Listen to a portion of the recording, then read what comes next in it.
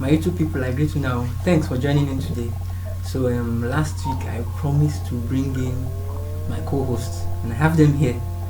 And before I introduce them, I decided to dress like somebody that has money. You understand? Although my container has not landed, it doesn't mean we will not look good, that kind of thing. So I have Fatima and Daniel in the building. People should say hello. Are you there? Hi everyone. Hi everybody, nice to meet you. Okay, so thank you guys for joining in this morning, and we'll get straight to it. We'll not waste your time. So these days parents are of the opinion that children should just be talked to, instead of being flogged. Although sometimes I believe it depends on the gravity of the offense committed by the child that will warrant the flogging or the talking. That one is there. But we still have parents these days who don't believe in the use of cane. You understand?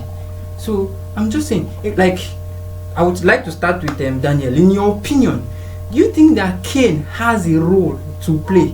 If I say cane, I mean Koboko. Does it have a role to play in the moral upbringing of a child? I mean, in your opinion. Let's go.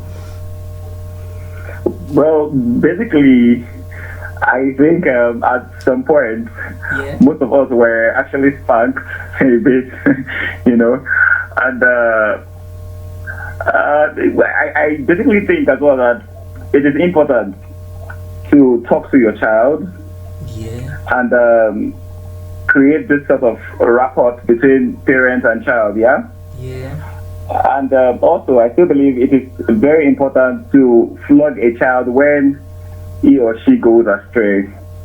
Okay. I know there's a trend going on now from the Western culture that you don't have to start flogging your child. You just have to talk to them, and then you watch out the character they portray thereafter. But basically, this is Africa. I think when a child misbehaves, you get to talk to them, or when you flog them, you still have to call them. Okay. And tell them the reason why you flogged them, so that they don't go. Sorry, you're portraying the character. Thereafter. Let me quickly stop you. You still want to go back to call them in? I mean, our parents didn't have time to flog us. I'm speaking for myself now. My dad did not have time to flog me and then call me back to tell me, sorry, this is why I flogged you. On what grounds? Okay, go on. Let me make a scenario. Okay. I don't know if we saw this mommy calm down video that went viral a couple of weeks ago. Let's take that for an example. I believe that guy must have been flogged at a point, and he didn't want to go through that again. He had to Okay. So he had to quickly fall back and apologize and try to build this rapport between himself and the mother. So hence the mommy calm down. You understand. Okay. And also the Bible also tells us that he that spares the rod hates his child. So at some point, it's not just, you don't even have to talk alone. If need be that you flog that child, honestly, for him or her to recognize that, hey, what you are doing now is wrong. Come on. I feel, we should do it. This is Africa and we should do the needful, Yeah, I agree with you. But, real quickly, I want Fatima to jump in here. So, Fatima, what are your thoughts on this very issue, this matter? What are your... Do you think it's okay to flog or just talk or do both? I mean, let's hear from you. The issue of beating a child is subjected to different terms, but I believe in... Sorry, can you be a little bit louder? Okay. Sorry? Can you be a little louder? Okay. We're listening. Go on. Sorry. So I believe in both teaching and correcting the child. There are some instances where the child needs to be physically flogged. So that the child would understand that, okay, this particular thing you've done is really wrong. And I see beating as like inflicting pain in a child's body. So if the child does something like this and he's been beaten, for instance, I don't think he will do the same thing again because he will remember that pain he had felt before. Yeah. So he wouldn't want to go back to that particular thing. Yeah. I, for one, have been beaten several times, and it corrected me. And so you think, in your opinion, you think it's that this some of these things have come to make you what you are. You think the Koboko has contributed? Yes, I would say yes for me because let me give you an instance. Okay. When I was little, I had this thing called longer truth. Like, this food, I want it now. Okay. So there's this thing that he went out. Okay. My mother was giving me sign language, like I shouldn't collect the food. Okay. And I did. So when we got home, I would never forget that experience. Like there's big shit come up from my body. Particular scenario made me remember, like till tomorrow, I don't really eat outside. Oh wow.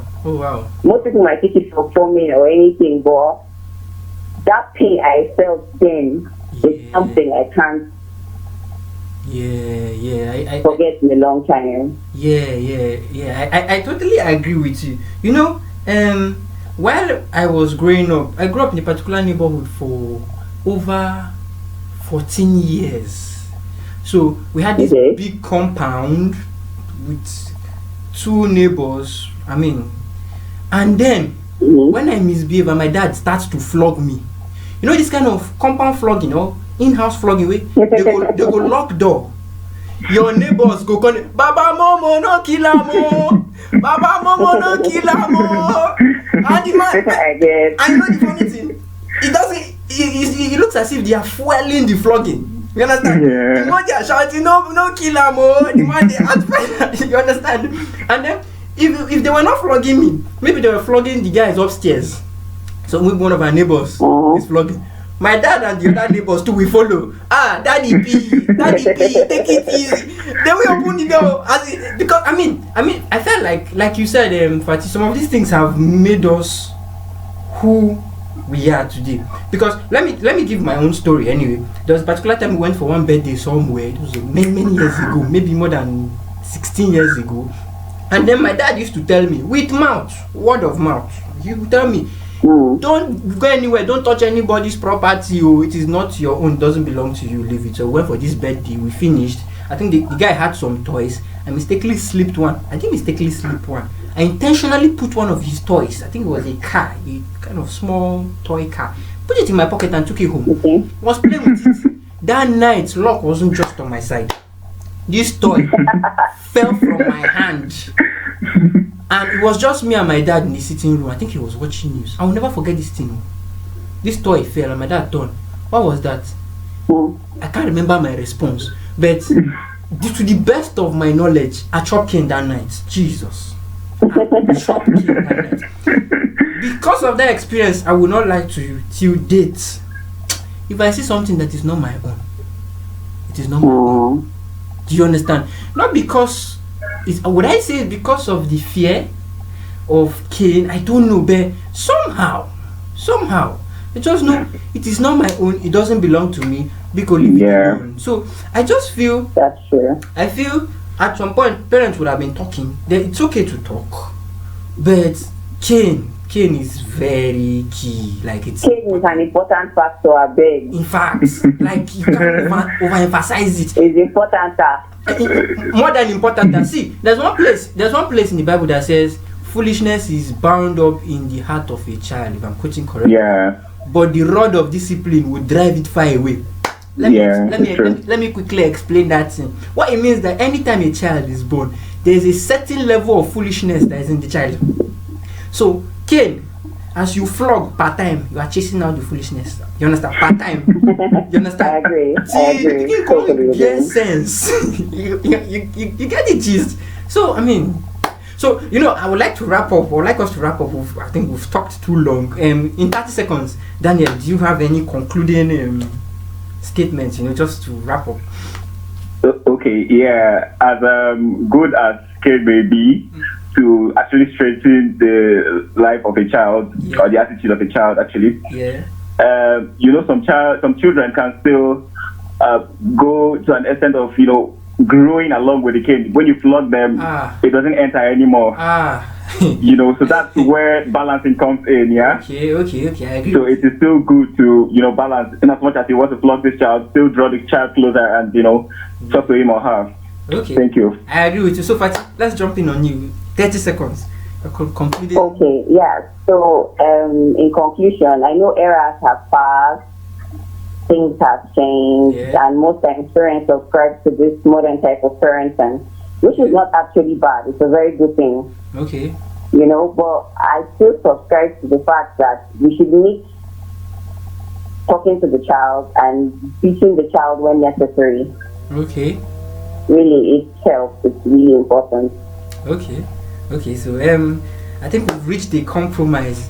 I really want to appreciate you two for joining us this I don't know if it's morning or afternoon. I'll check time when I go out anyway. So thank you all for coming in, and please those of you that are watching, go subscribe and tell your friends to like, comment, share. Let's say your thoughts and opinion on the comment section. So it will be really nice, and thank you for coming in, Fati and Daniel. We'll do this again next Sunday. It's a pleasure. Thank you. Thanks a lot.